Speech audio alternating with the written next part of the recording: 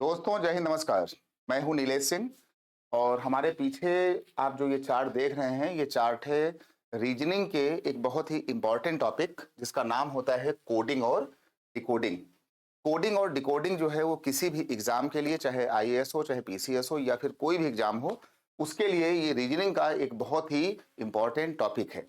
और इसके लिए आपको ये जो पीछे का चार्ट है ये आपको अच्छे से आना चाहिए। इस चार्ट में ये कहा गया है कि जो हमारे अल्फाबेट होते हैं ए बी सी डी उसमें हमारे पास टोटल 26 लेटर्स होते हैं ए से लेकर के जेड तक। उनको हमने आपके सामने इस वाले ब्लॉक में यहाँ पे लिख दिया है और इनका हमने नेमिंग कर दिया है 1 2 3 4 से लेकर के कहाँ तक 26 तक। अब ये वाली बात जो है सभी को बचपन से आती है, सभी को नर्सरी और केजी वाली क्लास से ये वाली बात आती है। तो आखिर जब ये सबको आता है तो इसको बताने का हमारा मेन जो मकसद था वो क्या था? मकसद ये था कि हमने जो पढ़ा था वो हमने पढ़ा था कि A B C D E F G ये यहाँ से एम और एम के बाद फिर हम लोग इस एन को यहाँ लाते थे यानी कि एन ओ पी यहाँ से। लेकिन कोडिंग और डिकोडिंग में ए बी सी डी और ये एम तक के बाद हम उस पार न जाकर के हम अपने एन को यहाँ से लिखेंगे और एन को हम यहाँ से घुमाएंगे और हम इधर से उल्टा आएंगे यानी यहाँ से सीधा जाएंगे। तो ये हमने एरो बना दिया है और फिर वहां से हम उल्टा वापस आएंगे और इसका हमने एरो आपको यहां बना दिया है। तो एक तो बहुत ही छोटी सी और बहुत ही इंपॉर्टेंट जो बात है वो हमने आपको ये बता दिया। दूसरा क्या हुआ कि ये जो हमारे पास ये अल्फाबेट लिखे हुए हैं ये चार्ट हमको ये बताता है कि कौन सा लेटर किसके अपोजिट माना जाता है।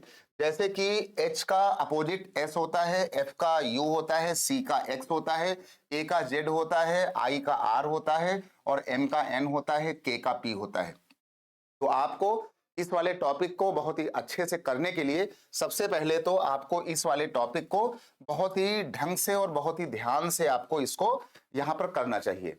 और इसके बाद जैसे मान लीजिए कि अब हमने इसके बगल में एक हमने नाम लिख दिया और हमने कह दिया कि मान लीजिए कि हमको एक जो है नाम की कोडिंग करना है। हमने नाम इसमें लिख दिया राम।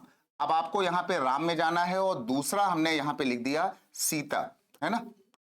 राम और सीता हमने लिख दिया। हमको इन दो नाम की हमको कोडिंग पे जाना है। तो आपको आना है राम पर। राम कितने में है? आर है 18 पर और ए हमारा है 1 पर और एम हमारा है 13 पर यानी कि 18 1 और 13। तो हमको यहाँ पे देना होगा इसकी कोडिंग में 18 1 और 13।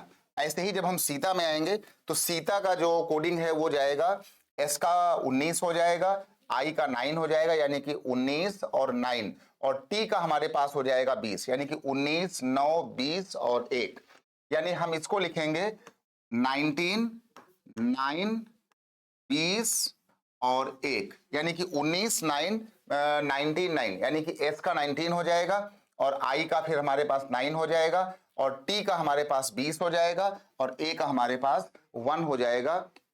तो इस तरीके से हम किसी भी वर्ड का किसी भी जो है नंबर की हम कोडिंग करते हैं।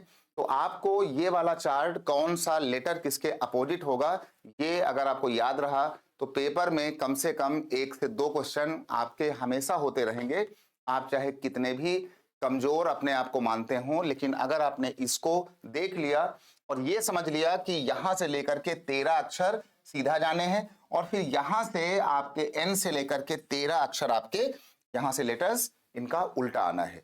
तो अगर आप ऐसा कर लेंगे तो आप बहुत ही शानदार करेंगे। और इसके बाद आपको हम कुछ एक सवाल बता देंगे। एक सवाल आपके सामने हम लाते हैं, बहुत ही एक बढ़िया सवाल है। जैसे कि एक सवाल दे दिया गया, इसको इसका जवाब आपको बताना है कि अगर एफ ग्रेट GREAT ग्रेट को लिखा गया है। इन्होंने एक यहां पर कोडिंग कर दिया है 79512 ये कर दिया 79512 ये कोडिंग कर दिया गया है। तो फिर हमसे कहा गया है कि देन यहां पर कोडिंग किया गया। फिर कहा गया कि देन मैंगो MANGO बराबर ये वाली कोडिंग कितना होगा इसका जवाब आपको कमेंट सेक्शन में हमें करके बताना है कि अगर ग्रेड की कोडिंग है 79512 तो हमारे पास मैंगो की ये कोडिंग कितनी जाने वाली है। सभी बच्चे, सभी बॉयज एंड गर्ल्स अपना अपना आंसर कमेंट सेक्शन में जरूर करके भेजें और ये बताएं कि उनका सही जवाब उनके हिसाब से क्या होगा। तो मुलाकात होगी किसी एक और अच्छे ऐसे ही वीडियो के साथ और फिर हम आपको बताएंगे कि कैसे करेंगे कंप्रिहेंशन, और कंप्रिहेंशन के बाद फिर आपको हम बताएंगे साइंस की पूरी कहानी, यानी कि फिजिक्स, केमिस्ट्री और बायोलॉजी की, और इसी के साथ साथ साइंस और टेक्नोलॉजी की, जो आता है यूपीएससी आईएएस पेपर जीएस के थर्ड वाले पेपर में। तो चलता हूं, मुस्कुराइए, मस्त रहिए और अपनी तैयारी को नए नए आयाम ऐसे ही देते रहिए। जय हिंद।